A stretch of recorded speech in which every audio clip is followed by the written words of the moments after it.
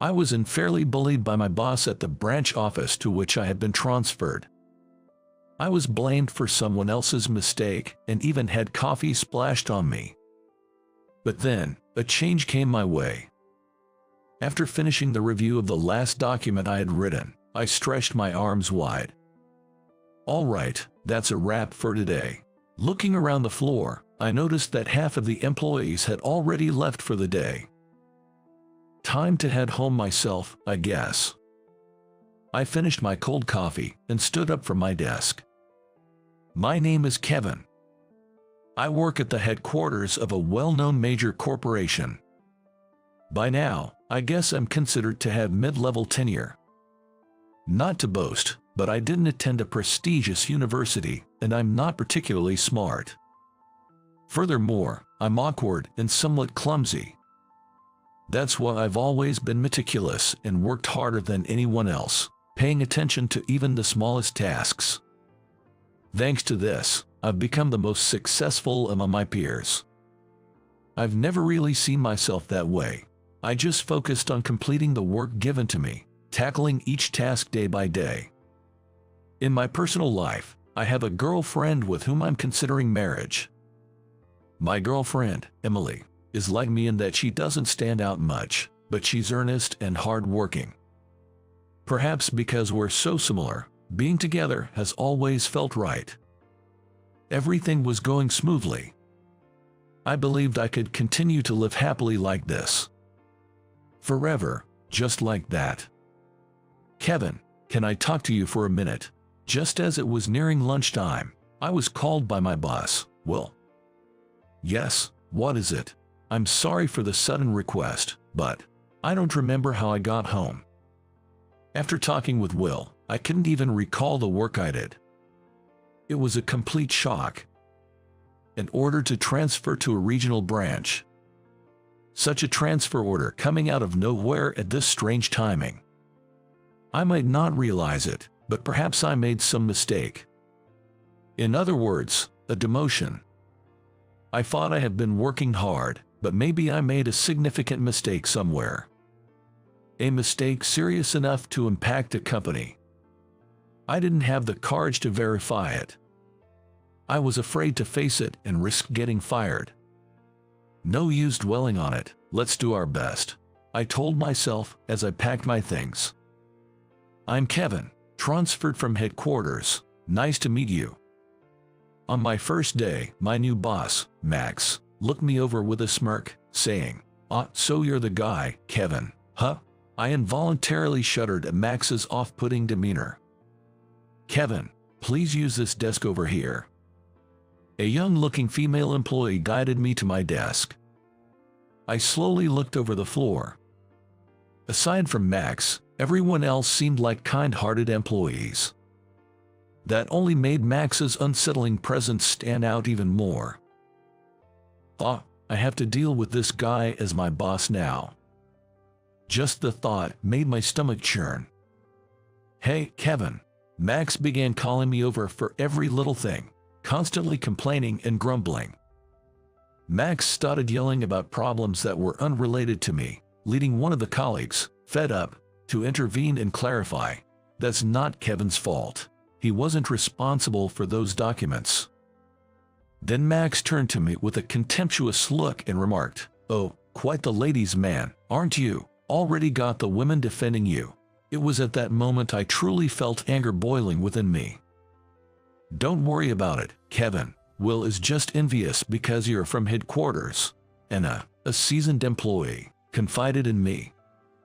I have known that transfers from headquarters often face this kind of underhanded harassment. I used to regard male jealousy as more contemptible than female jealousy, as if it were someone else's issue. Hey, if you're encountering such hostility, maybe you should consider leaving. I found myself venting to Emily during our conversation. That's not an option. I'm concerned. I fear the stress might take a toll on Kev, Emily voiced, her tone laced with worry. It's all right, but if this continues, leaving might be on the table, so don't fret too much, I reassured Emily, and myself too. In an environment where a superior unjustly targets their staff based on personal biases, the outcome is often predictable. Something is bound to happen if I go. But the thought of running away here is also frustrating. It feels like losing to Max. Just thinking about how he would act if I quit makes my blood boil. If I'm going to quit, I might as well give him a piece of my mind first. I made up my mind, determined not to lose to someone like him. The reason for my transfer remained a mystery. However, I was determined not to succumb to despair or abandon my duties. Then Max challenged, "Hey, can you secure this deal?" His probing look was evident. "Show us what you're made of, Kevin," Max taunted, his sneer deeply unsettling. "Understood. I'll give it my best shot." Regaining my composure, I contacted the client to schedule the business meeting. As I methodically tackled my tasks, I thought I caught a glimpse of Max's displeased expression, but I dismissed the thought and focused on my work. The following day, I arrived at the client's location at the appointed time. However, I was met with an unexpected response at the reception. "You've missed your scheduled time," they informed me. That seemed impossible. Despite my insistence, I was told they had another engagement and couldn't meet with me, forcing me to return to the office. Throughout the return journey, I continuously checked my planner. Certainly on time for the appointment. Why? Could I have misunderstood? No, it's not. I checked and they checked too. Where did I go wrong? The source of the error remained elusive. Back at the office, bewildered, I had to face the reality that the deal had fallen through. Reporting this was inevitable. Upon my arrival, Max inquired, "You sealed the deal, of course." His tone, dripping with sarcasm, made me pause, but I knew concealing the truth was futile. The issue was, as I recounted the events, Max's reprimand was disproportionately loud. "Big talk, yet you botched the timing. Such an error is inexcusable for someone not new to this. Do you think you can afford to slack off just because this is a branch office?" Max's harsh scolding halted everyone in the office in their tracks. "No, I didn't get the time wrong," I started to say when suddenly, he threw the coffee from his cup at me. Still talking back, "Huh, you think you can mock me?" Max stood up, looking like he was about to grab me. Just then, sorry to interrupt, but an elderly man entered. I had no idea at that moment that this man would come to my rescue. As I wiped myself off with a towel that Anna quickly brought me, I listened to the man's words. "Here's my business card," he said. I glanced at the business card he handed to Max. Max's attitude changed instantly. He turned pale. The man came over to me and said with a kind smile, "Nice to meet you. I'm Abel. You must be Kevin." I clasped his hand and apologized. "I'm terribly sorry for the inconvenience caused by my tardiness today. It was truly inexcusable." "Please, don't worry. The change in time was my request. I thought my staff had informed your boss, Max." As he said this, President Abel gave Max a sharp look. Max, with a barely audible voice, looked down. "Kevin, I've been aware of your work since you were at the headquarters. I always thought of you as someone who makes sure to communicate even the smallest changes, a person capable of detailed negotiations. I was looking forward to meeting you when I heard you would be handling this," he said with a warm smile. I felt a bit embarrassed. "Max, what is this about?" It seems Kevin wasn't aware of the time change. Is this some sort of harassment against Kevin, who came from the headquarters to cause inconvenience to the company just to harass someone? "What were you thinking?" President Abel questioned Max in a calm yet firm tone. "No, I didn't mean to. I just forgot to pass on the message." At Max's words, everyone in the room looked up.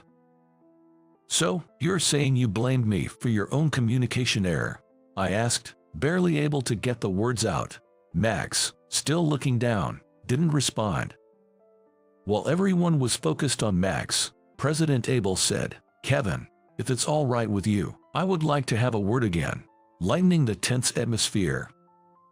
Later, I was given another chance to present, and I was more pleased about getting time from President Abel than the outcome itself.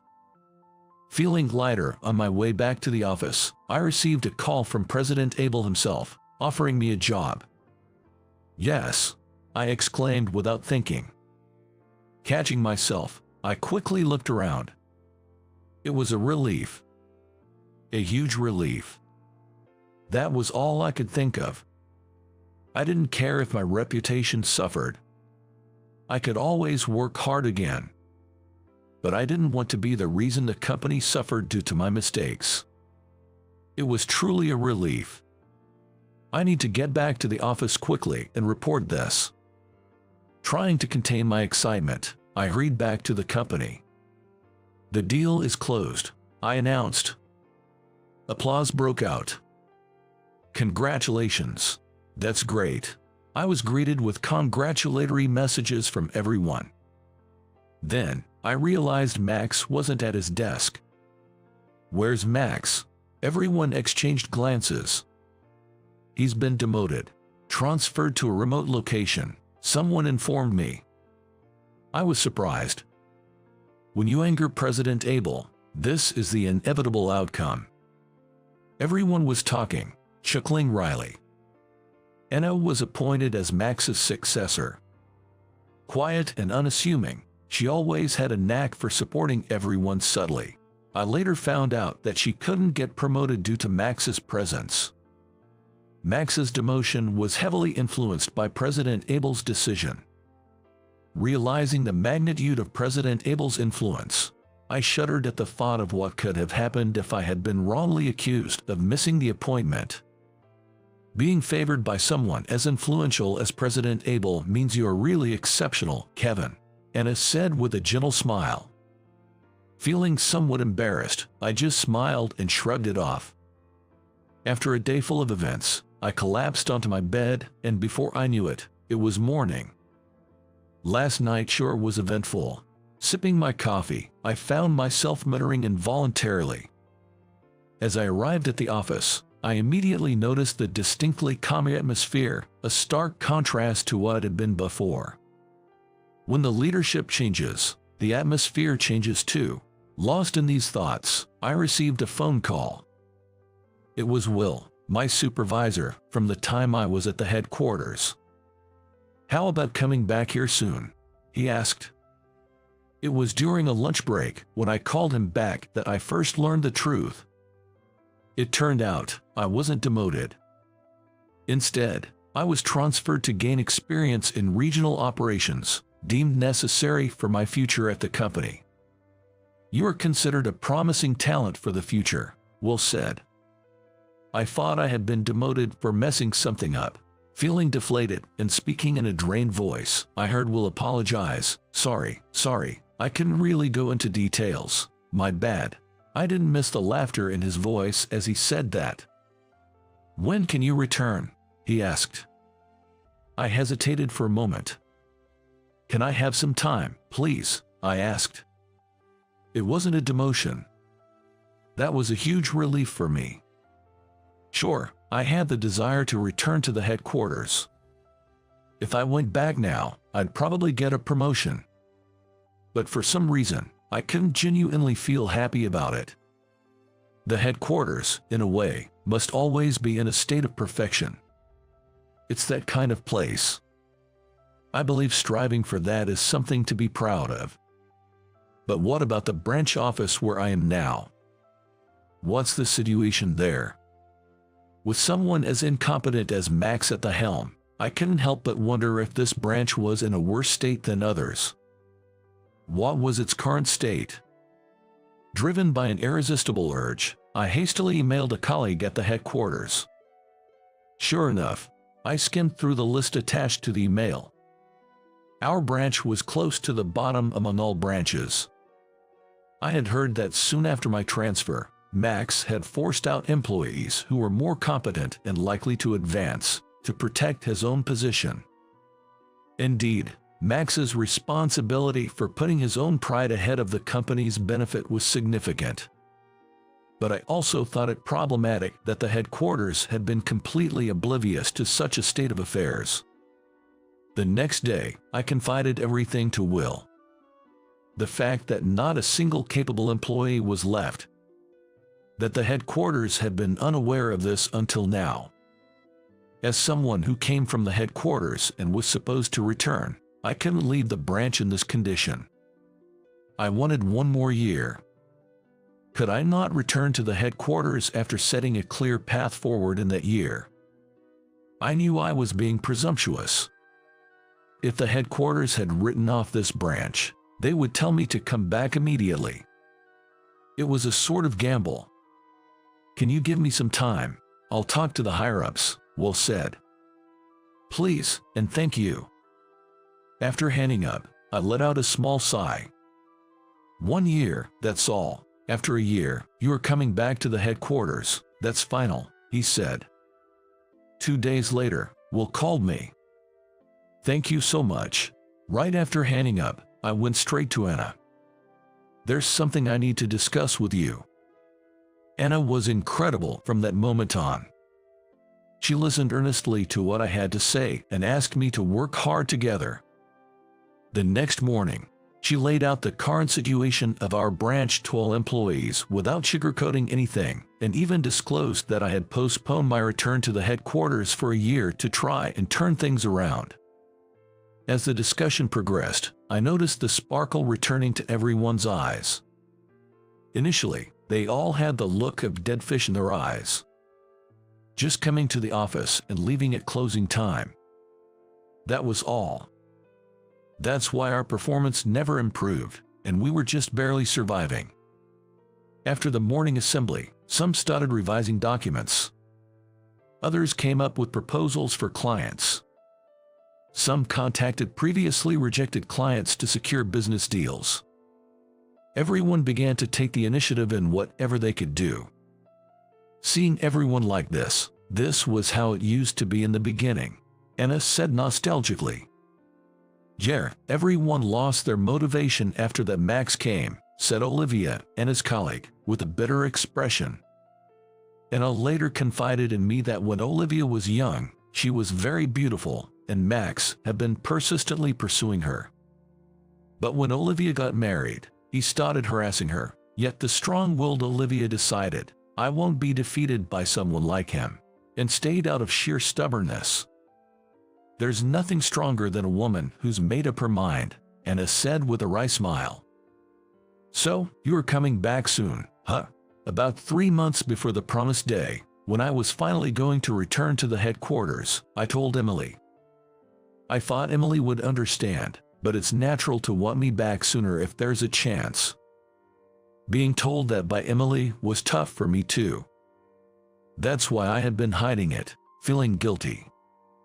"Isn't there anything left for you to do there?" I was taken aback by the unexpected question. Why? Because of Kev. You can't just abandon them and go to a safe place for yourself, can you?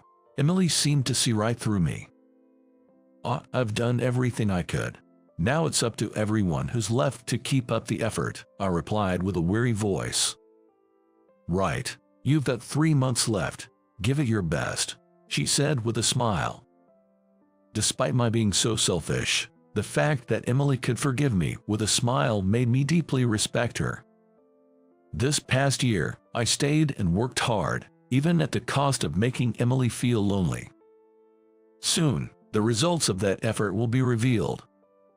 It could go either way. There's no way it'll turn out badly. It can't be worse than before, Emily assured me. Even so, the anticipation made my heart race.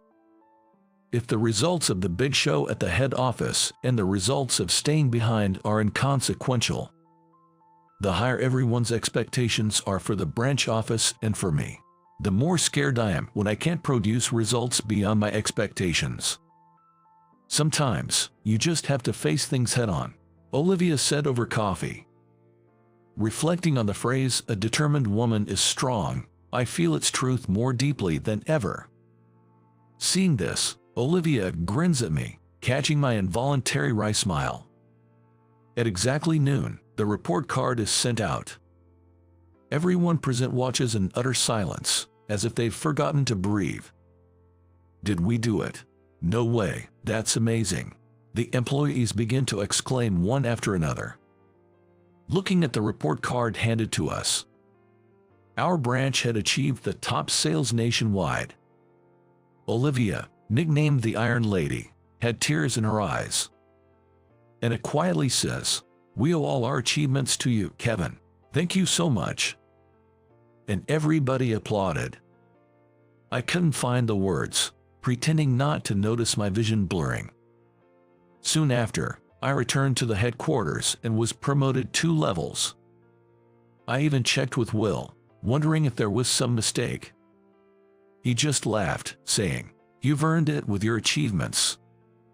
Every time I met with the higher-ups, they would invariably say, "You've done well," but envy started to show among my peers. It's inevitable when you get promoted. I was comforted by many, but it took quite some time to get used to it. If you work hard, there will always be someone watching over you. You must never give up, my wife Emily says happily. I truly believe that. If you earnestly persevere in what you believe is right, there will eventually come a day when your efforts are rewarded. Just like it was for someone like me, whose only merit was being serious. With an embarrassed expression, I forced a smile. Emily gave me an angelic smile. I'm happy. I couldn't believe my ears. What part of my words could possibly bring her happiness? Inside me, the continuation of her words triggered a flood of tears. My name is John. I'm a 42-year-old handling general office tasks for a civil engineering company started by my uncle. Originally, my mother was the one handling the office work, but she got sick as I was about to start job hunting in college. My uncle, who studied economics, offered me a job unsolicited, and suddenly, I found myself employed as an office worker in his company. Coming from a large family, I have many relatives. At that time, most employees were relatives, and although I was approached for a job, being more of an indoor person, I had always declined since the men were primarily field workers. Being hired for an office job was more than I could ask for. My uncle was generous, and the benefits were quite good. However, despite the increase in field workers, he did not hire more office staff, so I am still the only one, which is quite exhausting. And now, I am lying in a hospital bed. I was called in last minute to participate in a local volleyball tournament, where I ended up tearing my Achilles tendon and just had surgery. Today is the anniversary of her death. Alone in the hospital room, I sighed to myself. Then, I placed a photo frame from my bag on the bedside table. Sorry, Laura, I can't visit your grave on your death anniversary. I'll come once I can walk again, so please forgive me. Laura in the photo was still smiling. 6 years ago today, I lost my wife, Laura, to illness. Laura, who had chronic respiratory issues since childhood, and I met in college. She often laughed and cried easily, and I fell in love with her. With a vivid imagination, she would tear up just seeing the title of a sad movie. When I saw her teary eyes, Laura would puff up her cheeks and say, "I'm not crying, I just yawned." After a few months as friends, I confessed, but was initially turned down.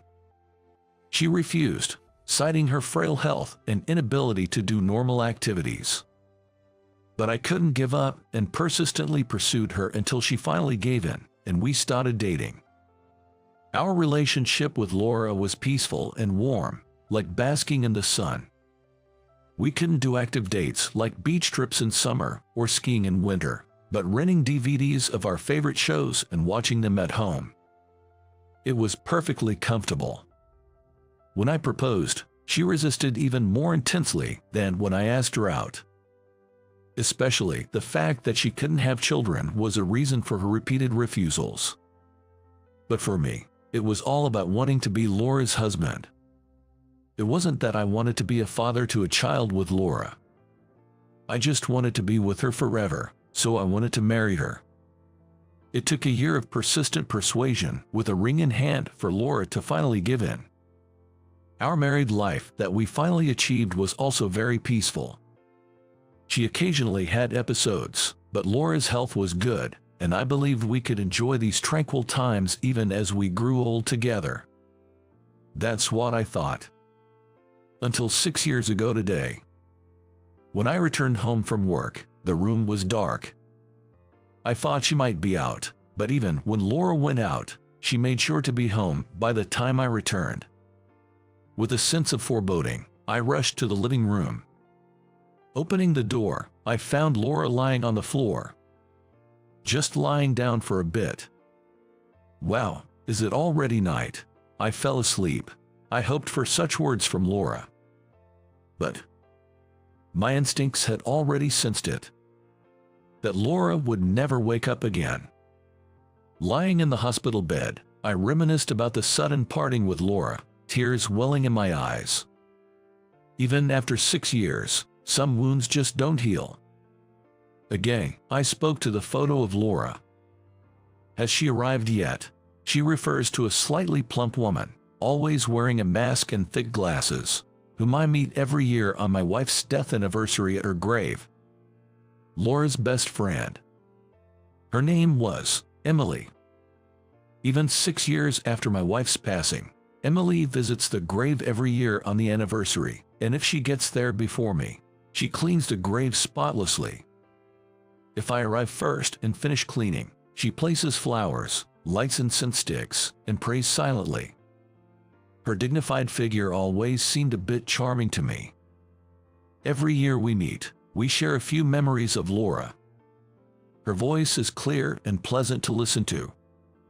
Yet, despite her elegant praying pose, she always looks down when talking to me.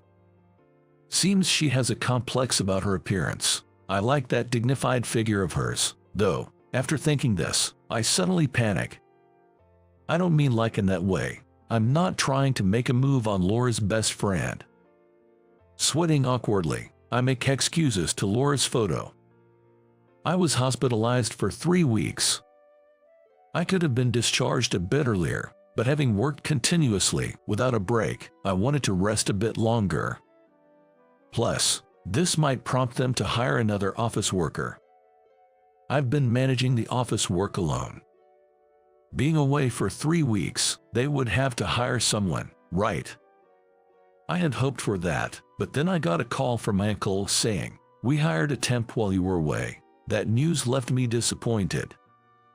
I was told to expect calls or emails if there were any issues, but not once did I receive either.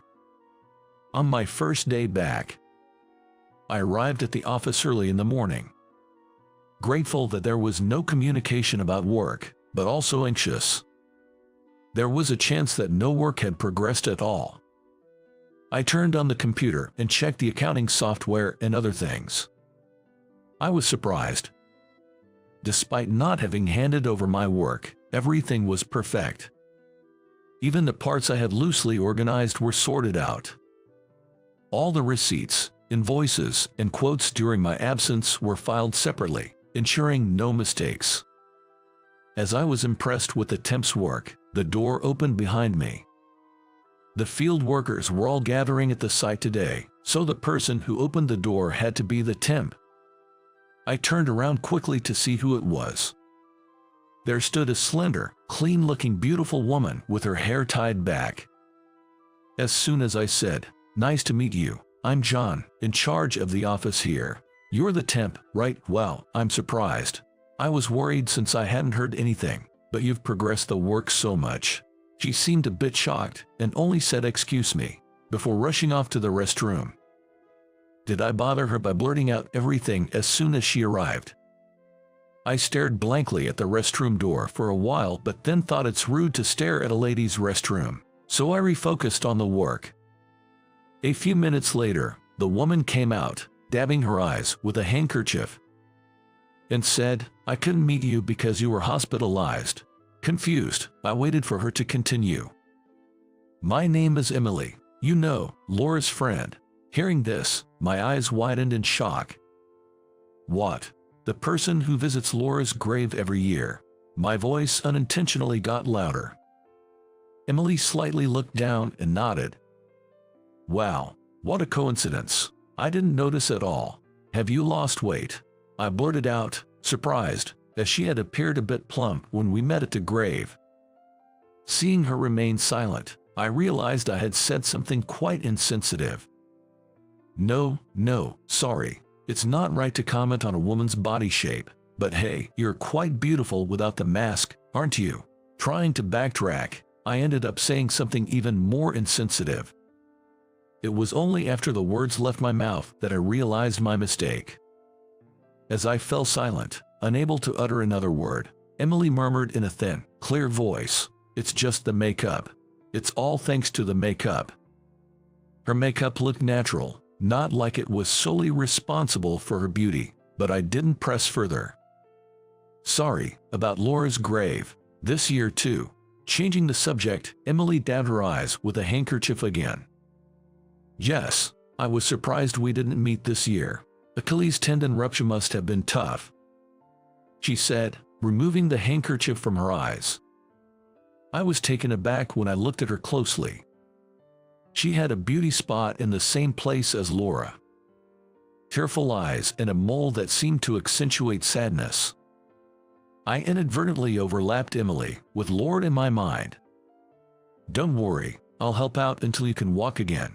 Just let me know if you need anything, Emily said with a smile, and I suppressed my budding feelings of guilt and affection. Emily was extremely competent. She completed complex qualification applications and renewals with minimal guidance, even creating a list for the next updates. She arranged travel and accommodation for business trips quickly and efficiently. She was so good that I wished she could be hired permanently, not just as a temp. The high school memories she shared about Emily and Laura were also delightful. Emily was introverted and didn't have many friends, often reading alone in the classroom during breaks. Laura, on the other hand, had a weak constitution and also spent her breaks reading in the classroom. After being in the same class for a while, Laura started talking to Emily. Emily was initially shocked when Laura, naturally bright and popular, spoke to her, a somewhat gloomy girl. But as they talked, they found they shared interests in books and movies, gradually becoming close friends who would meet regularly even after attending different universities. Emily talked about Laura with a smile, calling her an irreplaceable and precious friend who saved her from loneliness. One morning, when I arrived at the office, Emily was cleaning. It seemed like the day for cleaning, and she was wearing white gloves, her expression more serious than usual as she worked. I found myself admiring her profile. Watching her, I noticed Emily seemed to have finished cleaning and was confirming it with a small okay gesture with her index finger. Ah, that gesture, it reminded me of Laura. Emily then swung her finger firmly to one spot. Emily finally stopped her finger with a decisive motion and then loudly exclaimed, "All right." She then placed her index finger to her lips, smiling contentedly. This was a gesture Laura used to make too after finishing chores like cleaning or doing the dishes. The gesture of placing her index finger to her lips, followed by that satisfied smile, was so adorable. It was one of my favorite things about her. I was so entranced, I couldn't help but mutter, "They're so alike." Emily turned to me, surprised. "What's wrong?" she asked. Flustered, I struggled to explain. "No, I mean, Laura used to do the same thing." As I fumbled for words, Emily realized and exclaimed, "Oh, we used to synchronize that gesture in high school. After cleaning, we'd do that, look at each other, and it kind of became a habit." Did Laura continue doing it? As I nodded, Emily's face lit up with a refreshing smile. "Wow, Laura remembered it too. That's so nice to hear." "This is unfair." Emily, far from having a complex about her looks, was beautiful, with a cute smile. On top of that, she was competent at work and could bring Laura's memories to life in our conversations. As I spent days alone with her in the office, I gradually began to develop feelings for her. With a recent gesture, my feelings for Emily swayed greatly. But at the same time, I thought, it's disrespectful to Emily to see her as a replacement for Laura. Emily is Emily, not a substitute for Laura. The way she moved her index finger, her mole under the eye. I was just seeing Laura and Emily. Was I attracted to Emily?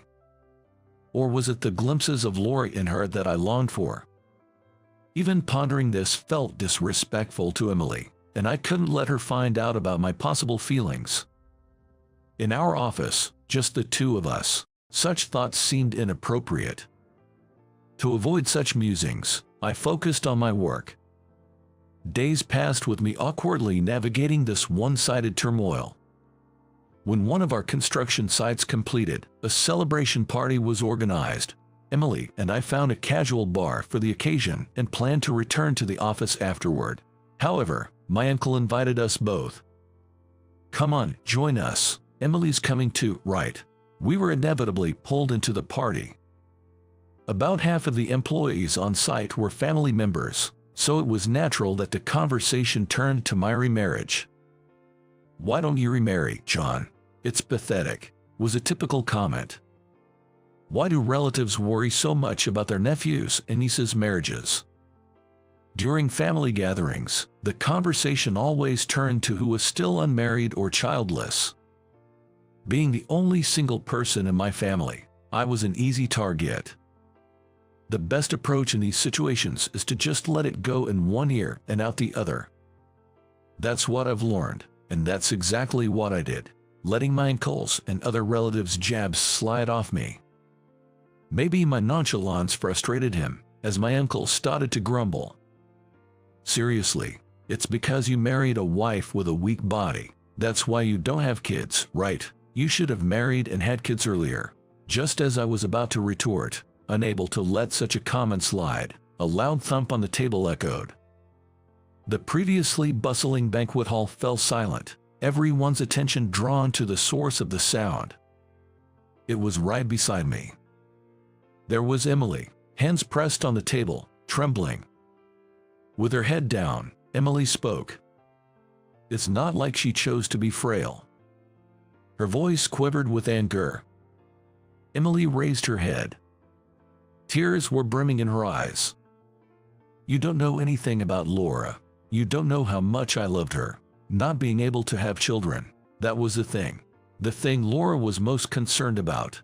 Don't talk about it so lightly here," Emily blurted out all at once, catching her breath.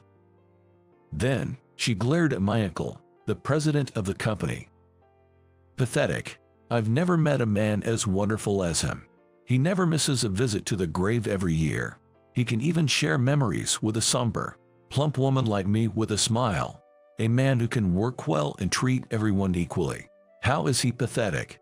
As Emily finished shouting, to my surprise, scattered applause came from the crowd.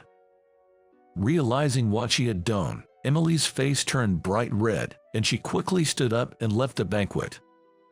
Stunned, I followed after Emily. Stepping out of the pub, I saw a glimpse of a white shirt in a narrow alley. There was Emily, crouched down. As I approached quietly, she reacted to my footsteps and pleaded without looking up, "Please don't come near, I'm sorry." "Thank you." As I softly muttered those words, Emily looked up. Tears were streaming down her face, and the handkerchief in her hand was completely soaked. "About Laura, you've said everything I wanted to say. I'm really thankful." I expressed my gratitude. Emily managed a slight smile on her lips. And then, I wondered, is it okay for me to reach out to her? And, thank you for standing up for me too," I said timidly. Emily smiled gently.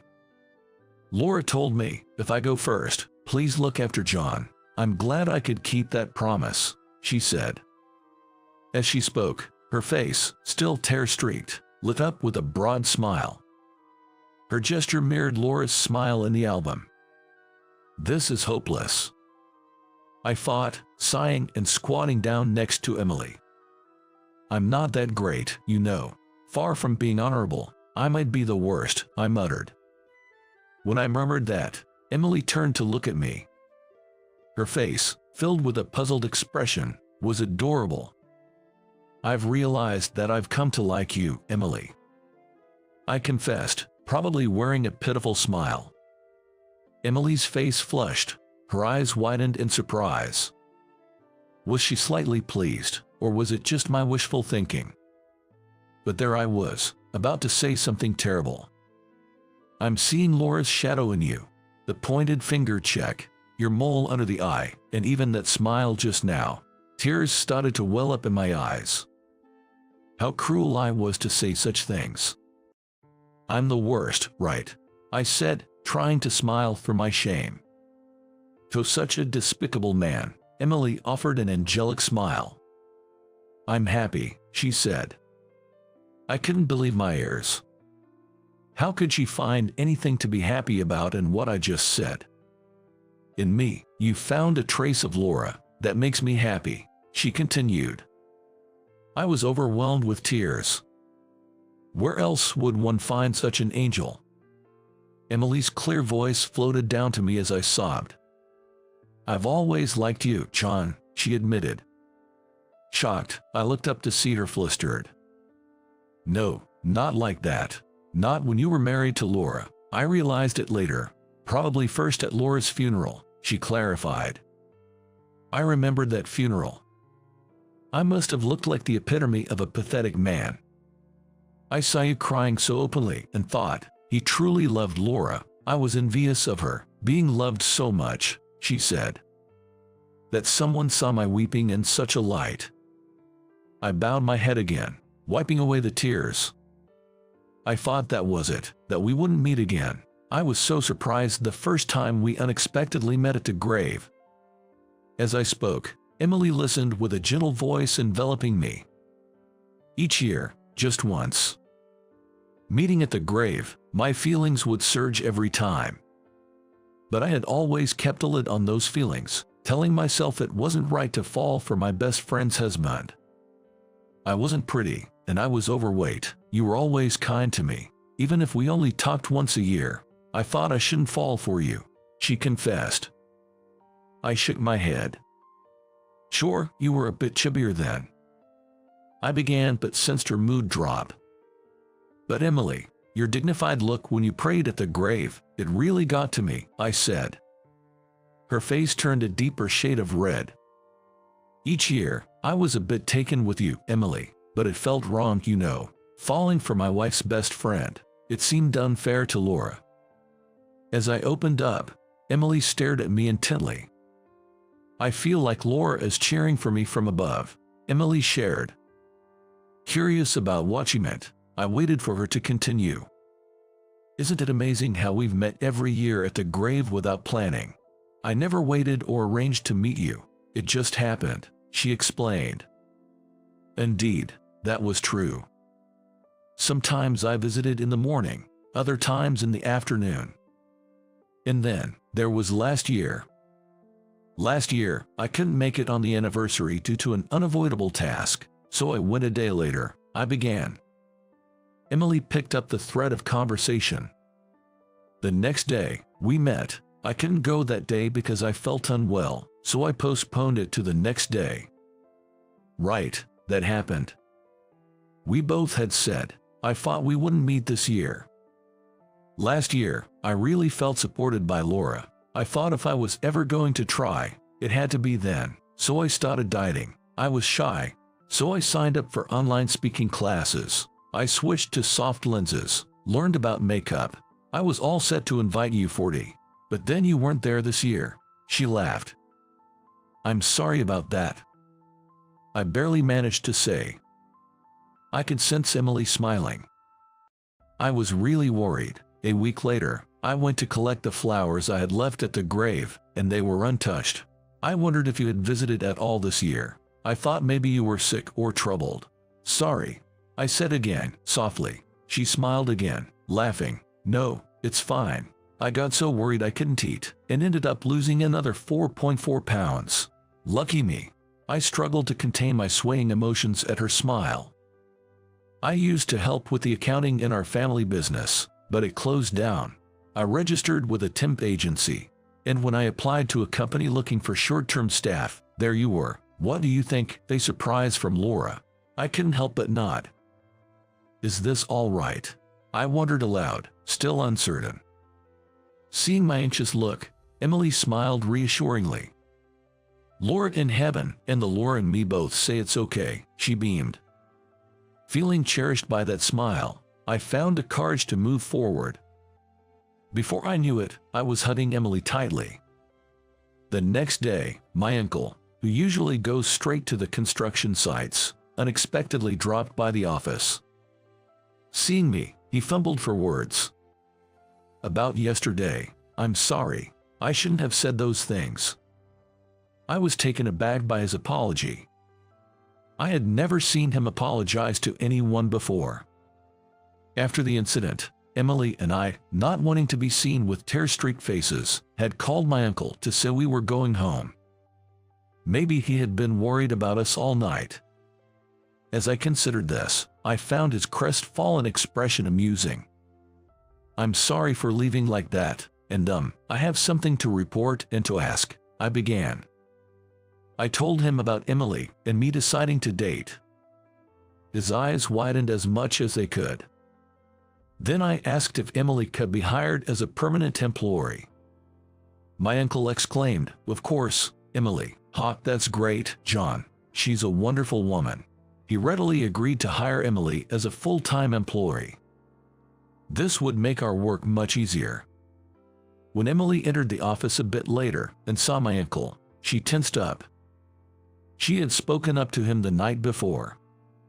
But my uncle just grabbed her hand and said enthusiastically, "Take good care of John, right, Emily, both at work and personally," leaving her no chance to apologize.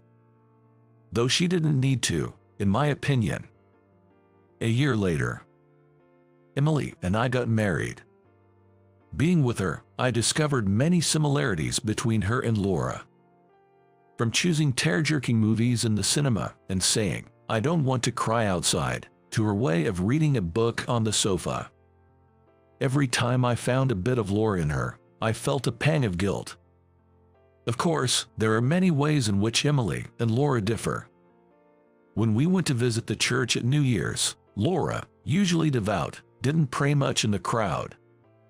But Emily stood tall, greeting the God with respect. Her poised demeanor captivated me, and I found myself admiring Emily's elegance. Other differences include her slightly reserved nature, her seriousness, and her slightly sweeter mashed potatoes, unlike Laura's. With every new aspect of Emily that I grew to love, I felt increasingly happy. Phew!